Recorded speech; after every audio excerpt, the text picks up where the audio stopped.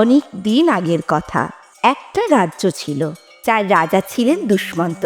তিনি ছিলেন অত্যন্ত ক্ষমতালোভী। রাজার রাজ্য বিস্তারের ইচ্ছা এতটাই প্রবল ছিল যে তিনি নিজের প্রজাদের সুখ শান্তির কথা ভুলে গিয়েছিলেন। রাজ্যের মানুষ প্রতিনিয়ত করের বোঝায় ক্লান্ত ছিল। দুষ্মন্তের রাজ্যে বাস করত এক সাধারণ কৃষক, যার নাম ছিল বিক্রম। বিক্রম ছিল অত্যন্ত সৎ, পরিশ্রমী এবং বুদ্ধিমান। যদিও সে গরিব ছিল, তবু তার মনের শান্তি ও সততার কারণে গ্রামের মানুষ তাকে খুব ভালোবাসত।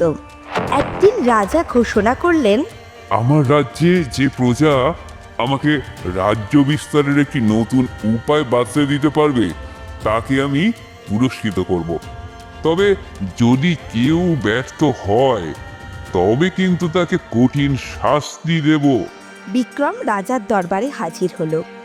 সে বলল, মহারাজ, আমি আপনার রাজ্য বিস্তারের উপায় জানি, তবে আপনার প্রতিশ্রুতি রাখতে হবে যে আপনি প্রজাদের ওপর অত্যাচার আর করবেন না। রাজা বিক্রমের সাহস দেখে মুগ্ধ হলেও মনে মনে ক্রুদ্ধই হলেন। তিনি ভাবলেন, এমন একজন সাধারণ প্রজা আমাকে শর্ত দেবে? কিন্তু তবুও রাজা প্রতিশ্রুতি দিলেন।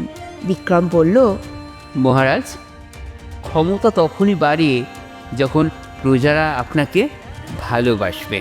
আপনার শাসন ন্যায়পরায়ণ এবং প্রজাদের জন্য কল্যাণকর হলে অন্য রাজ্য নিজের থেকেই আপনাকে সম্মান করবে।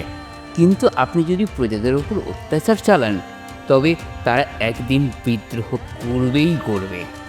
রাজা দুষ্মন্ত বিক্রমের কথা শুনে প্রথমে অবজ্ঞা করলেন। তিনি বললেন, আমি শক্তি দিয়ে সব জয় করেছি, ভালোবাসা দিয়ে নয়। তোমার উপদেশে কিচ্ছু হবে না।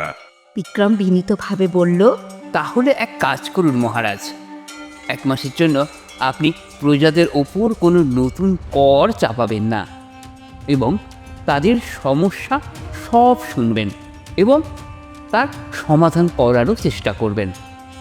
তারপর দেখবেন কি হয়। রাজা রাজি হলেন। এরপর 1 মাস ধরে তিনি প্রজাদের সাথে দেখা করলেন, তাদের সমস্যাগুলো শুনলেন ও সমাধান করলেন, আর নতুন কোনো করও চাপালেন না। আশ্চর্যের বিষয়, প্রজারা তাকে আরও বেশি সম্মান করতে শুরু করলো। অন্যান্য রাজ্যের লোকেরা এই শান্তি ও সুখের কথা শুনে দুষ্মন্তের রাজ্যে আসতে শুরু করলো। রাজ্য ধীরে ধীরে আরও সমৃদ্ধ হলো। তবে এই পরিবর্তন রাজার অহংকার ভেঙে দিল।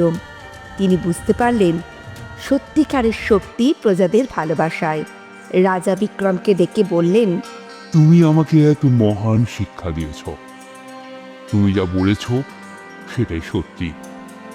ক্ষমতা লোভে নয়, বরং ভালোবাসা আর সেবায় নিহিত। আজ থেকে আমি তোমাকে আমার প্রধান উপদেষ্টা হিসেবে নিয়োগ করছি। এভাবেই ক্ষমতালোভী রাজা দুষ্মন্ত তার ভুল বুঝতে পারলেন ও প্রজাদের কল্যাণের জন্য কাজ শুরু করলেন। আর বিক্রম তার জ্ঞান আর সততার জন্য সবার মনে চিরদিনের জন্য অমর হয়ে রইল।